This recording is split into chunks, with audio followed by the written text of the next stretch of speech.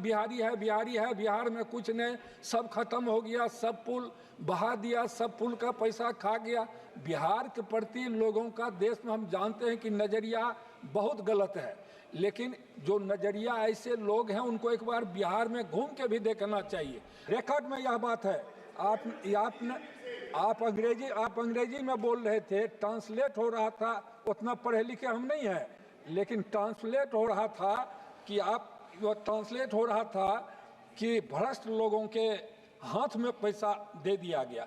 मारन साहब बिहार को आप नहीं जानते हैं। बहुत देर से सभी माननीय सदस्य के भाषण को सुन रहे थे।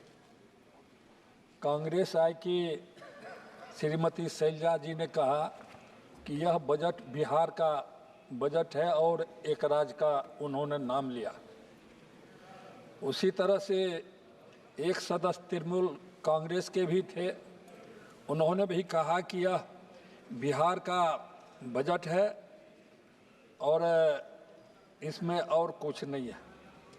और बाद में सुन रहा था डीएमके के सम्मानित माननीय सदस्य दयानिधि मारन जी को भी, उन्होंने कहा कि यह बजट कुछ राज्यों के लिए है, बिहार के लिए है। बिहार में 15 पुल गिर गए और यह जो पैसा दिया गया उसके भरपाई के लिए और भ्रष्ट लोगों के हाथ में इस बजट में राशि दे गई। हम समझते थे कि बहुत दिन से हम मारन साहब को देख रहे हैं, अंग्रेजी में बोलते हैं, ज़ोर ज़ोर से बोलते हैं और चिल्ला के भी बोलते हैं, लेकिन बोलने से पहले थोड़ा संयम बरतना जरूर चाहिए। हम भ्रष्ट किसको कह रहे हैं? यदि भ्रष्ट हम किसको दूसरे को कह रहे हैं तो अपने बारे में भी सोचना चाहिए। बिहार को पैसा दिया गया, बिहार सरकार को पैसा जाएगा, तो आप भ्रष्ट कर रहे हैं। बिहार को दे दिया गया मतलब हमारे शासक को, आपके नज़र में हमारे शासक भ्रष्ट हैं। यदि मैं भी कहूं कि आपके जो तमिलनाडु हैं वहाँ के शासक, वैसे मेरा स्वभाव बोलने का नहीं है, लेकिन मैं भी कहूं कि वहाँ के शासक बिना तथ्य के कहूं कि भ्रष्ट है तो अच्छा नहीं लगेगा। इसलिए इस तरह के भाषा का प्रयोग कदापि नहीं करना चाहिए। रिकॉर्ड में यह बात है कि आपने यह कहा, रिकॉर्ड में यह बात है, आप अंग्रेजी में बोल रहे थे, ट्रांसलेट हो रहा था, उतना पढ़े लिखे हम नहीं हैं, लेकिन ट्रांसलेट हो रहा था कि भ्रष्ट लोगों के हाथ में पैसा दे दिया गया। मारन साहब बिहार को आप नहीं जानते हैं। आपके यहाँ बरसात से पानी यदि अधिक होता है तो बाढ़ पैदा होता है कभी कभी, और वह बाढ़ यदि होता है तो मैनेजमेंट की भी गलती है कि पानी निकलने का रास्ता नहीं रहा हुआ, हम जानते नहीं हैं। लेकिन बिहार की जो स्थिति है सभापति महोदय, हिमालय से जितनी नदियाँ निकलती है, नेपाल देश को होते हुए वह बिहार में ही सबसे पहले उसका आगमन होता, और वह पानी प्रत्येक साल तबाही मचाती है। और प्रत्येक साल, कोई 1-2 बार नहीं, प्रत्येक साल जान माल की भी क्षति होती और बने हुए अच्छे सड़क भी टूट जाते, पुल पुलिया भी धंस जाता है और बहुत ज़मीन भी उससे कट जाता है और फसल की तो बर्बादी होती ही है। बिहार की जो भौगोलिक स्थिति है, बिहार में आधा बिहार बाढ़ से परेशान है और आधा बिहार सुखाड़ से परेशान है। फिर भी हमारे माननीय मुख्यमंत्री जी अपने संसाधन से बिहार को पूरे ऊंचाई पर उठाने का प्रयास करते हैं। हम तो जानते हैं, जब से हम राजनीति में आए, 90 में विधायक हुए थे सभापति महोदय, अनुभव की बात बताते हैं। विधानसभा की कमेटी आई थी हरियाणा और पंजाब में, उसमें हम भी थे। हम जब देखे थे कि सभी गांव पक्की सड़क से जुड़े हुए हैं तो आश्चर्य होता था कि हम लोग के यहाँ ऐसा क्यों नहीं है। लेकिन आज के दिन में मौका आप लोग को तो नहीं लगता होगा सभापति महोदय, बिहार के प्रति लोगों का देश में हम जानते हैं कि नज़रिया बहुत गलत है, लेकिन जो नज़रिया ऐसे लोग हैं उनको एक बार बिहार में घूम के भी देखना चाहिए। आज बिहार की क्या स्थिति है, सभी गांव पक्की सड़क से जुड़ा हुआ है और सभी गांव में बिजली की सुविधा उपलब्ध है तो उसको देखना चाहिए। यह मानसिकता बना हुआ है कि बिहारी है, बिहारी है, बिहार में कुछ नहीं, सब खत्म हो गया, सब पुल बहा दिया, सब पुल का पैसा खा गया। यदि भारत सरकार माननीय प्रधानमंत्री जी आदरणीय नरेंद्र मोदी जी ने बिहार के लिए कुछ दिया तो हम मानते हैं कि हमारे लिए वह पर्याप्त नहीं है। बिहार को बहुत कुछ मिलना चाहिए, इसलिए हम बिहार के लिए बार बार बिहारी जो हम प्रतिनिधि हैं सरकार के स्तर से भी बार बार यह प्रयास और किया जाता है, मांग रखा जाता है बिहार को विशेष राज्य का दर्जा हो। कुछ तकनीकी कारण के चलते वह नहीं मिल पा रहा है। यदि बिहार को मिल गया तो इसमें आपत्ति किसी को नहीं होना चाहिए। हम सभापति महोदय 1900 पहली बार 96 में सांसद होके आए थे, इस बार मेरा 5वीं बार हम सांसद है। हम तो कई सरकार को देखे हैं, कई प्रधानमंत्री के साथ हम बनते हुए और यहाँ लोकसभा में हम रहे हुए हैं। आपको भी हम बहुत दिन से जानते हैं, व्यक्तिगत रिश्ता घनिष्ठता नहीं हो वह अलग बात है, लेकिन 96 में पहली बार हम सांसद बन के आए थे और हम देखे हैं कई विभाग के मंत्री को और लोग को। एक नौजवान साथी तृणमूल कांग्रेस के बोल रहे थे बनर्जी साहब, उन्होंने कहा कि बिहार में सारा पैसा चला गया और दूसरे जगह गया ही नहीं। तो हम तो यह नहीं कहते, आरोप तो लगाना मेरा स्वभाव नहीं है। हम तो उस जमाने में भी है जब वहाँ से रेल मंत्री होती थी, सम्मानित नेता थी, अब भी हम सम्मानित उनको मानते हैं। तो हम लोग चिल्लाते रहते थे पैसा जाता था बंगाल में, लेकिन बिहार में पैसा नहीं के बराबर जाता था। लेकिन जो पिछड़ा हुआ जिसको आवश्यकता होती उसमें जाता है सभापति महोदय, इसमें किसी को आपत्ति नहीं होना चाहिए। बिहार के पिछड़ापन को देखते हुए बिहार को जरूर इस बार राशि मिली। हम आभारी हैं प्रधानमंत्री जी का कि उन्होंने माननीय मुख्यमंत्री श्री नीतीश कुमार जी के सुझाव को, प्रस्ताव को कुछ हद तक मान के बिहार को देने का काम किया। उसी में से सड़क सेक्टर में भी हम लोग के यहाँ पैसा गया। सड़क सेक्टर में 26,000 करोड़ रुपया देखने में बहुत लगता, लेकिन इससे काम कितना होगा। इसमें 2 एक्सप्रेस हाईवे बनेगा। एक एक्सप्रेस हाईवे जो पटना से पूर्णिया तक बनेगा वह हमारे लोकसभा से भी गुजरेगा। दूसरा बक्सर से भागलपुर तक एक एक्सप्रेस हाईवे बनेगा। उसके बाद छोटा छोटा कुछ सड़क है। एक गंगा नदी पर बक्सर में 2 लेन का पुल बनेगा। तो राशि यह नहीं है कि जो पैसा चला गया, जो पुल धंस गए, क्षतिग्रस्त हो गए, उस पुल के लिए राशि गई, ऐसी बात नहीं है। पुल कोई निर्माण होता देखना पड़ेगा। बिहार के प्रति हमने कहा कि नजरिया अखबार वाले का भी ठीक नहीं रहता और टीवी वाले भी लिखते हैं कि पुल ध्वस्त हो गया। हमारे लोकसभा में एक पुल था, हम सुबह सुबह देखे चैनल पर तो उसमें कहा गया बिहार के सहरसा में एक पुल बह गया। तो हमको हुआ कहाँ का पुल बह गया, तो हम डीएम से पूछे कि भाई पुल कहाँ का बह गया। तो उन्होंने कहा कि एक महिषी प्रखंड में है, उसी गांव में एक ग्रामीण कार्य विभाग की सड़क थी, 10 लाख रुपये का कलभट उसमें बना हुआ था। पानी तो कोसी नदी के किनारे में है, मेन कोसी नदी के किनारे में। जब बाढ़ आता तो प्रेशर होता, तो कलभट छोटा था, कलभट का अप्रोच बह गया। लेकिन जो दूरदर्शन देखा होगा, चैनल देखा होगा, उसमें तो दिया कि एक और पुल ध्वस्त हो गया बिहार का, जो हमारे लोकसभा के बारे में था कि सहरसा के महिषी प्रखंड में। तो इस तरह से समाचार आते, लोग उसमें अपना दिमाग बना के उसको बोलते हैं। और हम लोग के यहाँ तो बिजली सभी जगह आज उपलब्ध है।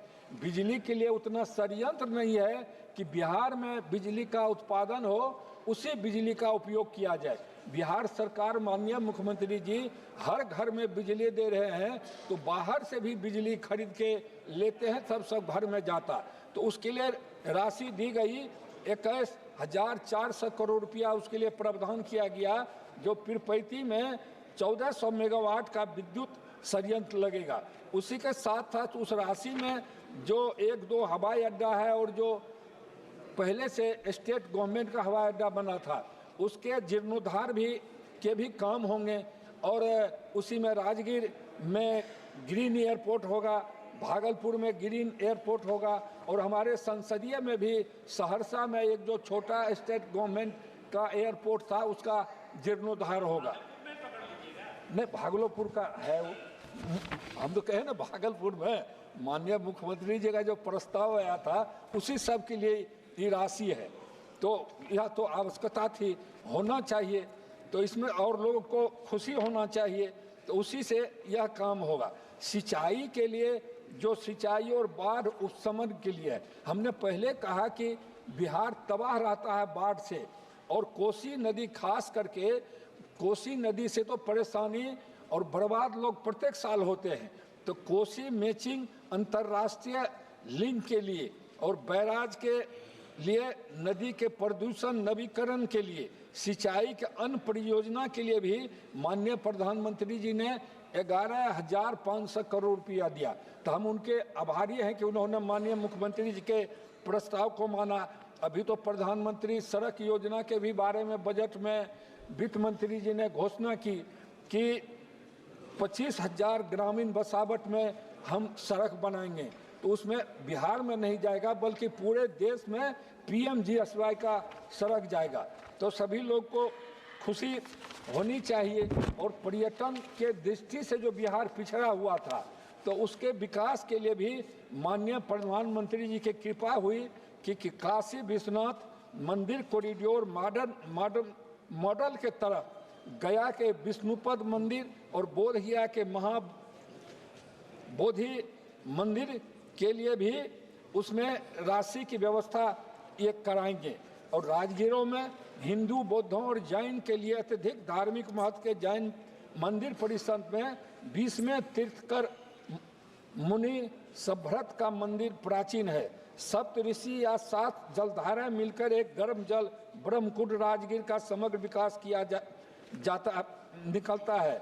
उसके लिए विकास के लिए भी इन्होंने घोषणा की। नालंदा विश्वविद्यालय तो विश्व में प्रसिद्ध है, नालंदा विश्वविद्यालय, उसके पुनरुत्थान के अलावा नालंदा को एक पर्यटन केंद्र के रूप में सहायता प्रदान की जाएगी, यह भी घोषणा की गई है। और गया में जो गया औद्योगिक केंद्र है उसके विकास के लिए जो पूरे पूर्वांचल वगैरह को कवर करेगा वह भी किया गया। सभापति महोदय, भागलपुर के विक्रम विश्वविद्यालय में भी राशि भारत सरकार ने दी है। जो पिछड़ा राज्य है जिसको आवश्यकता है, जो पहले से विकसित हैं, जो पहले से बहुत कुछ जिनको मिल सका, तो उसकी चर्चा तो लोग नहीं करते हैं, लेकिन जो पिछड़ा राज्य है आज माननीय प्रधानमंत्री जी का दया कृपा हो गया तो उसकी चर्चा लोग बार बार करते हैं, यह उचित नहीं है। इसलिए हम धन्यवाद फिर से भारत सरकार और माननीय प्रधानमंत्री जी का आभार व्यक्त करते हैं कि माननीय मुख्यमंत्री जी के सुझाव को उन्होंने माना। अब हम क्षेत्र की कुछ 2-4 समस्या है उसकी चर्चा हम सभापति महोदय संक्षेप में करना चाहते हैं कि हमारे और साथी बजट पर बोलेंगे। हमारे यहाँ एक FM रेडियो 10 किलोवाट की स्वीकृति हुई थी। अनुराग जी उस समय में मंत्री थे और उसकी मंजूरी मिली थी। माननीय प्रधानमंत्री जी 19 जनवरी 24 को उसका शिलान्यास भी किए, लेकिन वह काम अभी तक शुरू नहीं हुआ। अन्य जगह के हवाई अड्डा का विकास हो रहा है। हम चाहते हैं कि सहरसा में भी एक हवाई अड्डा बने, सहरसा में भी एक एम्स निर्माण की स्वीकृति भारत सरकार दे। और हम यह जो हम 2 मिनट से अधिक नहीं लेंगे, प्लीज वाइंड अप। हम समझते हैं कि 15 मिनट हमारा समय था सभापति महोदय। No, I think that one more speaker is in your party, so that please ji, continue. लेकिन समय बटा हुआ था 15 मिनट हमको और समय में 2 आदमी। Please. एक गति शक्ति योजना से हमारे संसदीय क्षेत्र सहरसा में 150 करोड़ रुपये से वहाँ सहरसा जंक्शन पर यार्ड का रिमॉडलिंग कार्य का प्रस्ताव रेल मंत्रालय में आया है। उसके निर्माण की स्वीकृति मिले या हम मांग करते हैं रेल मंत्री जी से। लाइट ओवर ब्रिज स्वीकृत हुआ था, लेकिन वर्षों से वह काम थोड़ा सा करके छोड़ दिया गया, वह पूरा होना चाहिए। सहरसा से मानसी मधेपुरा रेलखंड के दोहरीकरण के लिए फाइनल लोकेशन सर्वे का आदेश रेलवे बोर्ड से हो गया 15/12/23 को, लेकिन उसका काम आगे नहीं बढ़ रहा है। सहरसा जंक्शन एवं मानसिक जंक्शन के बाईपास के लिए फाइनल लोकेशन सर्वे का भी आदेश है, लेकिन वह भी काम पड़ा हुआ है। सहरसा में ही हमारे लोकसभा में पिछले बजट में 2023-24 में सहरसा बैजनाथपुर संपार संख्या 104 के स्थान पर ऊपरी सड़क पुल 67 करोड़ रुपये की लागत से रेल बजट में वह आया था, लेकिन उसका भी काम आगे नहीं बन रहा।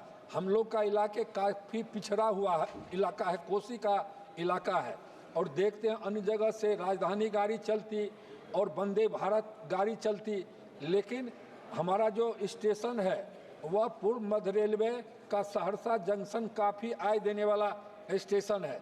सरकार की योजना है कि वंदे भारत स्लीपर ट्रेन चलाएंगे, तो हम माननीय प्रधानमंत्री से निवेदन करना चाहते हैं कि सहरसा जंक्शन से नई दिल्ली तक वंदे भारत स्लीपर ट्रेन चलाई जाए। पचगछिया एक स्टेशन है जहां फुट ओवर ब्रिज नहीं है, उसका भी निर्माण होना चाहिए। हमारे संसदीय क्षेत्र में एक कोसी नदी में घोंग है, घोंकसम और कटडुमर घाट है, जहां प्रत्येक बाढ़ में कम से कम 25 लोग तो नाव से डूब के मरते ही हैं खंड खंड में। लेकिन हम सरकार से मांग करना चाहते कटडुमर घाट पर कोसी नदी पर पुल का निर्माण हो। अंत में एक निवेदन हम सभापति महोदय यह कहना चाहते कि सांसद के वेतन भत्ता, दैनिक भत्ता और पेंशन के लिए तत्कालीन वित्त मंत्री जी जब आदरणीय जेटली साहब थे तो एक एक्ट बना था कि 5 साल पर महंगाई के इंडेक्स को देख के सांसद का वेतन अपने आप बढ़ जाएगा। लेकिन लंबे समय बीत गया, लेकिन सांसद के वेतन या भत्ता या पेंशन पर कोई निर्णय नहीं हुआ। इसलिए हम सदन के माध्यम से, आपके माध्यम से माननीय प्रधानमंत्री से निवेदन करना चाहते कि सांसद धन कुबेर नहीं है, साधारण परिवार के भी लोग हैं जिसको भारी परेशानी होती, वेतन वगैरह बढ़ाने पर विचार किया जाना चाहिए। धन्यवाद।